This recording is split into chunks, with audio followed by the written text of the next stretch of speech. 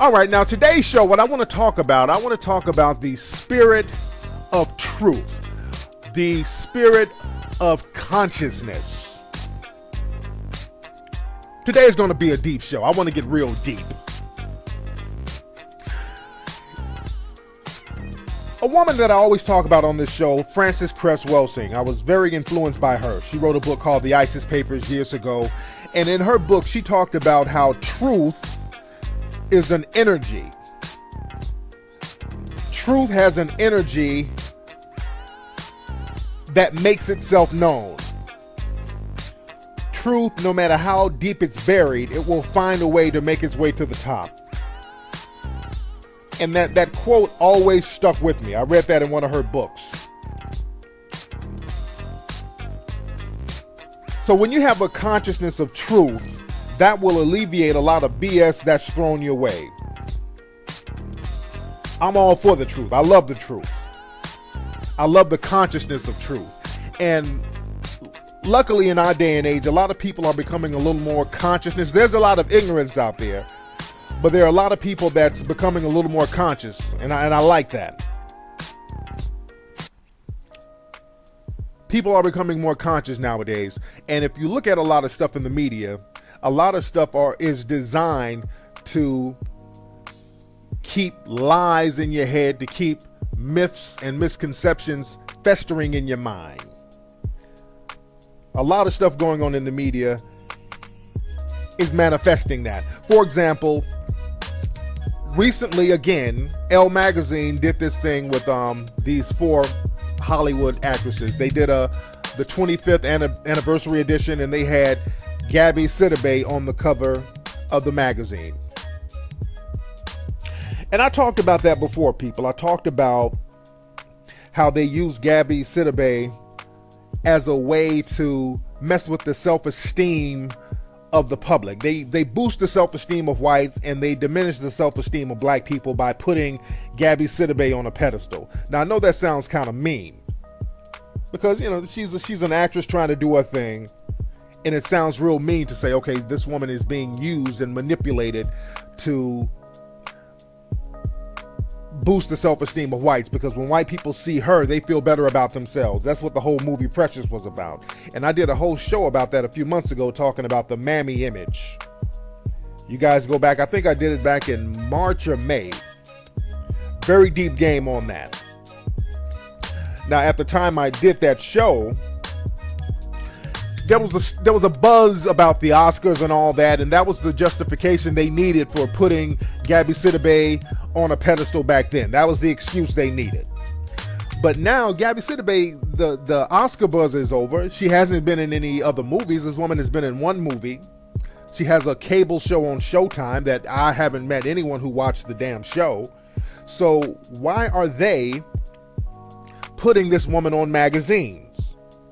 Why are they putting her on the cover of Elle magazine alongside other very attractive white Hollywood actresses? Again, they know what they're doing. This is them going back to the Jim Crow era. You understand that, people? They're taking the game back to the Jim Crow era, where they would show the best images of whites and the absolute worst images of blacks. They would do that to, again, boost the self-esteem of the white population and diminish the self-esteem of the black population.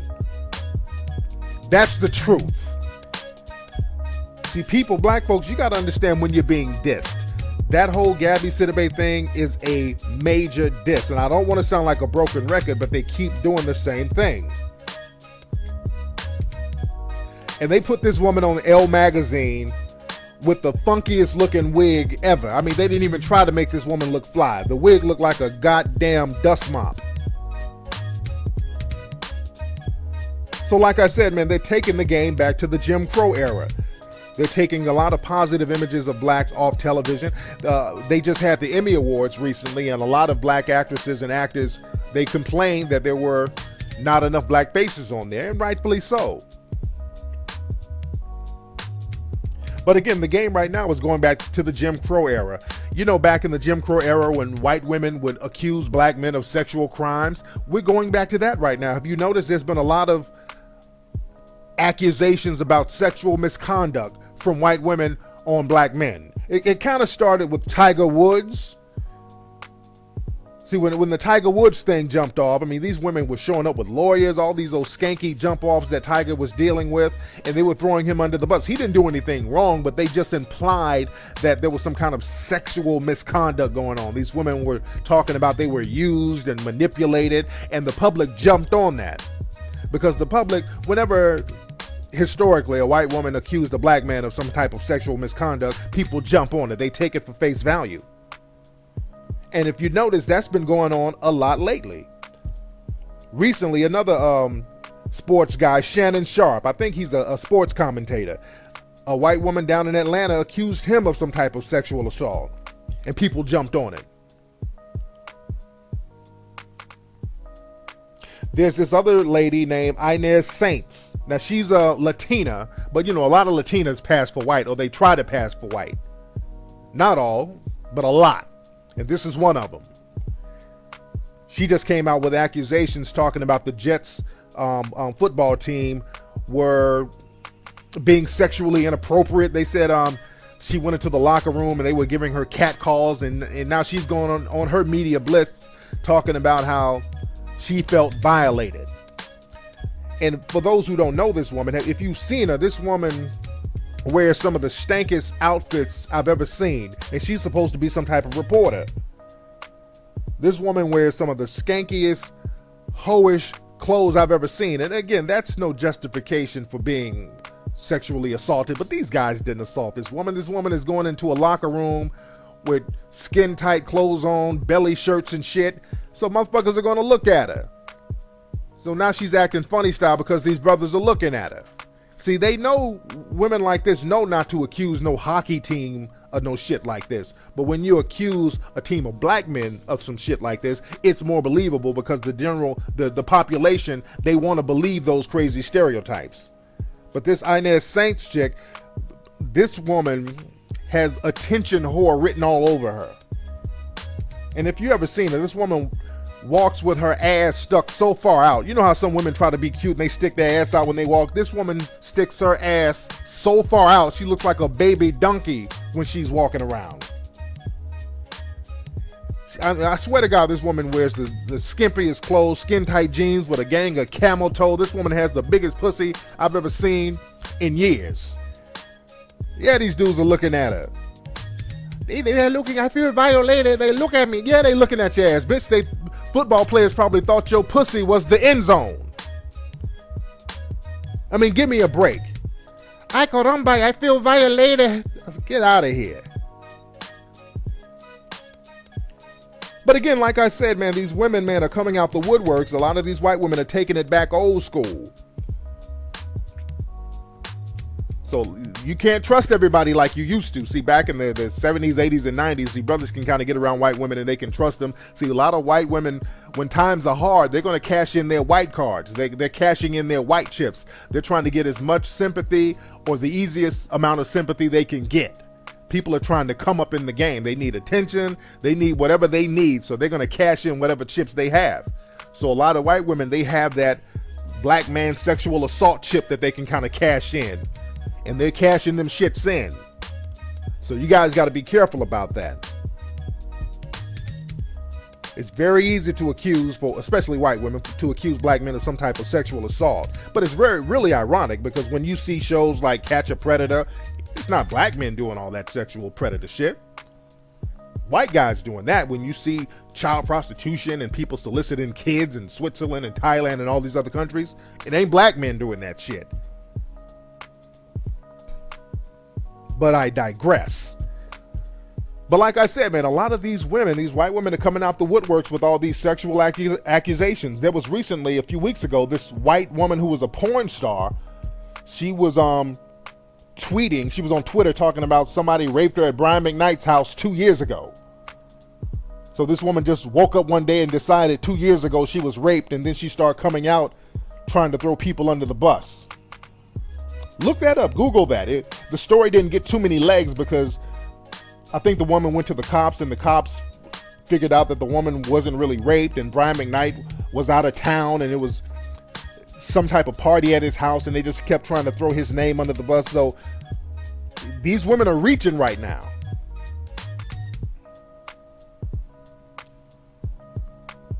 These women are straight up reaching, and hell, poor little Gary Coleman, his white wife, I think she killed his ass, and I said that before. See, these brothers are getting with these white girls, and they're thinking that these white girls are like the ones from the 80s and 90s. These white girls right now are throwing motherfuckers under the bus. You better watch out, and not all of them. But shit, I think Gary Coleman's wife straight murked his ass. They haven't investigated this woman for shit. And again, I said it's very strange that somebody can fall down and die. How the hell you fall down and die? And then that woman pulled the plug on Gary so quick, he didn't have enough time to get comfortable in the hospital bed before she pulled the plug on him.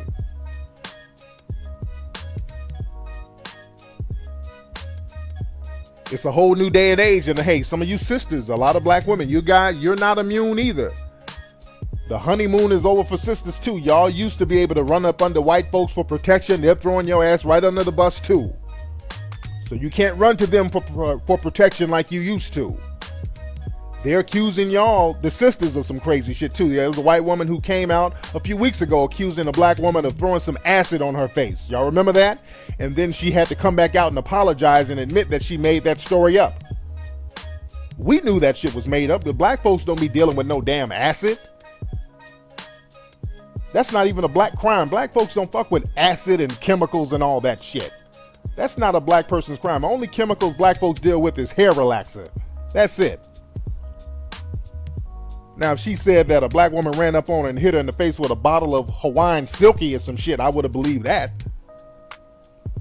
But ain't no black folks dealing with no acid. These women are coming out the woodworks with their bullshit. And again, with the whole Gabby Sidibe thing, they're throwing the sisters under the bus. They're trying to shit on black female sexuality by putting Gabby Sidibe on a pedestal. Because there is no other reason for them to put Gabby Sidibe on a magazine with all those other pretty white actresses. That's not the only female in Hollywood that's hot. Gabby Sidibe ain't really that hot in Hollywood. She has done one movie. And she has a cable show on Showtime, so she's not really that hot right now. So I'm just trying to figure out what type of angle were they trying to pretend they were coming from. They can't be like, well, we're just trying to show actresses who are on the rise. Gabby Sidibe ain't on the rise. She's on the fries and the burgers and shakes and shit. But she ain't on the rise. There's other actresses, black actresses, who are on the rise, who are hotter than her, who have a more extensive body of work than Gabby. And I'm not shitting on Gabby. I'm really not. But hell, they could have got Zoe Saldana on the cover of that magazine. Zoe's hot. She's been in the Avatar, the highest grossing movie ever. Hot. And a whole bunch of other movies. She's been in about 4 or 5 movies this year. They could have gotten Kerry Washington. They could have gotten Dania Ramirez. They couldn't have gotten Gabrielle Union. They couldn't have gotten Megan Good. They could have put Paula Patton on the cover of that magazine. They could have got Journey Smollett on the cover of that magazine. They could have went younger. They could have gotten Notori Naughton. They could have gotten Keke Palmer. There was a whole bunch of other people they could have gotten to before they got to goddamn Gabby Sidibe. So again, you guys have to stay seeped in the spirit of truth so you can know the game. Now, there's some dumb niggas out here who think it's a compliment to have Gabby Sidibe on the magazines like that. Some people will be like, well, damn, that's good for us to see big girls getting their props. There's some ignorant niggas who think like that. Don't even know when you're getting dissed. Because again, they would never put a overweight white woman on magazine covers and act like she's a sex symbol. They won't do that. They're doing it as a diss to you. Do you understand that? That's the truth. If you're seeped in that truth, you will be able to alleviate their bullshit. They keep doing slick shit like that because niggas want to be wallowing in lies and deception. But niggas will accept lies from white folks all day. They'll accept, if a black person come to you with some truth, you'll fight that nigga to the death. But if a white person come to you with a plate of lies, you'll accept that shit and wear it like a badge of honor. That's where y'all got to get off that bullshit, y'all. Got to be seeped in the spirit of truth. And there's a lot of people who are getting conscious Again, we're moving away from that whole ignorance is cool thing. That was the whole mentality in the 90s and the early 2000s, where ignorance was cool. I think a lot of people are getting away from that, which is a good thing. It's a very good thing. There was an article recently that came out talking about Christopher Columbus. The article came out talking about there's evidence to show that Christopher Columbus may have had Africans on the ship with him. Now they know this is true. There's no maybe about it. People in the conscious community, they've always known this. This has been well documented for many, many years. This has been well documented for years.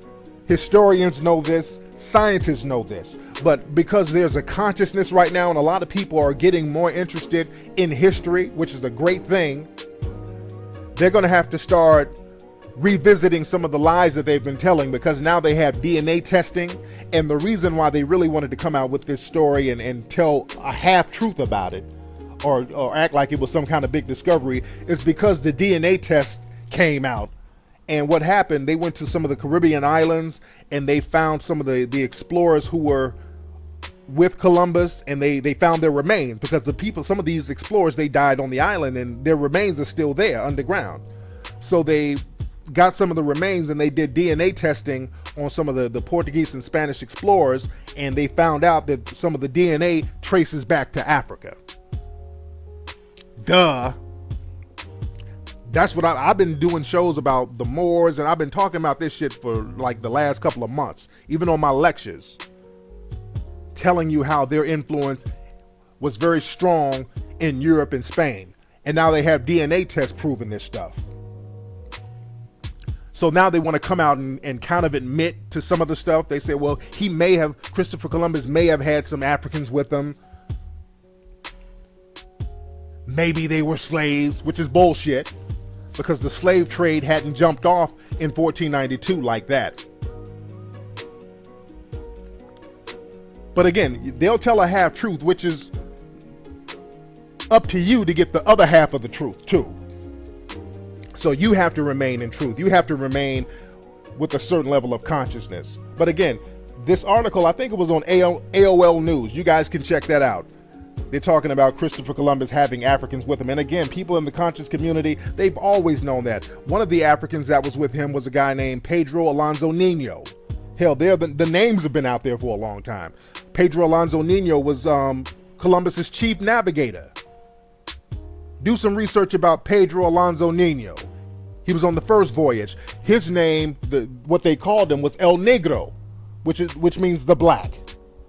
So there's information about this guy. So don't let these people come out and act like they just found out this shit. They've always known this. But now that people are becoming more conscious and people are realizing the truth, they got to hurry up and act like they found out the truth just recently. Real deep stuff, people. And you know, I got to write a book. I've been saying I'm going to do this, and some of my listeners have been wanting me to do an actual history book. And I'm going to do that pretty soon. Just write a history book, breaking all that stuff down, telling the truth about a lot of stuff in history. So I might do that pretty soon, because people need to know this stuff, and you guys need to stay seeped in that truth. And speaking of the spirit of truth,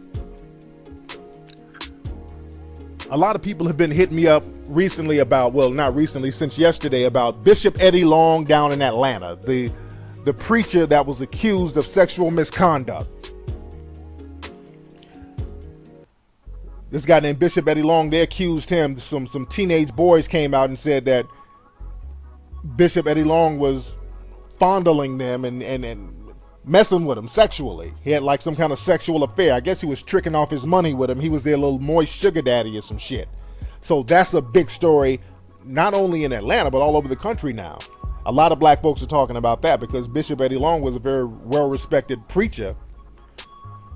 And again, man, that truth consciousness is bringing out all the bullshit. You know what? When I was down in Atlanta a few weeks ago, We're talking about that moist spirit down in Atlanta. I was talking about that moist spirit, that moist energy, and that's one of the reasons why I wanted to go to Atlanta, to address that. Because Atlanta, you got like shit, moist malls, moist clubs, just moistness all in the streets. So there's a moist spirit down there in Atlanta that really needs to be addressed. And we went down there and we addressed it. And that consciousness, bringing out that spirit of truth, has a trickle down effect. And I'm not trying to take credit, but I'm saying when we went down there, bringing that stuff to light, having people talk about it openly, because see, a lot of that shit is going on down in Atlanta and nobody's talking about it openly. When I went down there a few weeks ago, we had all those people, sold out crowd. We were talking about that energy openly, and that consciousness of the people, it reverberates around the city. Even when we leave, that consciousness is still there, because the people there, they have that collective consciousness, and they share that consciousness with other people, and they share it with other people. So it becomes a real big, deep consciousness. And I talked about spirits and how spirits can move people when I was down in Atlanta. I did a whole lecture about it. And that conscious spirit of truth is bringing out truths from other people. You understand? That's how truth works. That's how the spirit of truth works. It brings out truths from other people. That's why you have to stay seeped in that. You can't keep all that shit bottled up and hidden, because that becomes baggage and it comes out in negative ways. But when you just keep it 100 and bring that truth spirit out, it brings that shit out to the forefront from everybody. And now it's coming out, and now people down there are really, I think they're going to start dialoguing about the moist energy that's happening down in Atlanta, because again, that energy is extremely moist and it's trickling down all over. It's all up in the church. It's everywhere you go down there. And I'm not talking about just a lifestyle, because you can have any kind of lifestyle you want to have. But when it gets to the point where you have kids, young boys, people who are not of age being taken advantage of, you have people down there being turned out, people being made moist and made to be something that they weren't really intended to be. So that's coming out right now. And you have a lot of predatory ass people turning these boys out down in Atlanta. There's that real moist ass spirit that needs to be talked about. It needs to be put on the forefront. And that's the thing that's going on with the whole Eddie Long thing.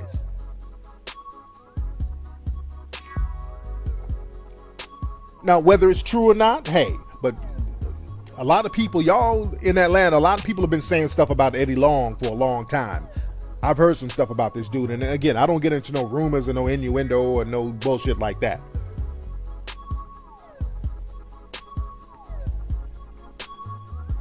And again, this isn't really a diss to the black church. See, a lot of people want to use this as an excuse to throw the black church under the bus. And you shouldn't do that, because again, the black church in its original purpose was a revolutionary thing. A lot of people use the black church to go to meetings, to figure out ways to combat white supremacy and white oppression.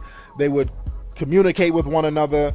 They would use the black church really as a station to congregate and really get their minds right and get on the same page to protect each other, to look out for one another. That was the original intent of the church. But then the black church became infiltrated. A lot of politicians, they know if they want to get to the black community, they know how to go to the preachers and get the preachers in their back pocket, and the preachers will give out whatever ideology the politician has paid them to give out. That's why a lot of Republicans went to black churches and they started preaching that Christian stuff, and had a lot of black people voting Republican for a minute. A lot of black folks voted for George W. Bush, because of the black church. A lot of black preachers convinced black folks to do that. That's some shit I don't agree with. When these preachers can be bought and sold, and when they're on that, I'm not with the program. But if they want to keep people on a spiritual level and to keep everybody on a level where they're going to be empowered, I'm all for that. But just running BS game on the congregation, I'm not with that. I'm going to do a whole show about church and all that. I did a show called Religious Mac. And you guys should check the pay-per-view special out. Go to maclessons.com to check out Religious Mackin'. But I might have to do another show talking about the whole black church in particular, specifically.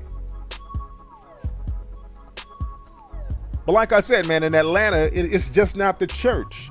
There's just a whole moist spirit that's all over Atlanta. And the consciousness of truth, when people acknowledge that there's something going on, people need to talk about it openly and figure out what's popping.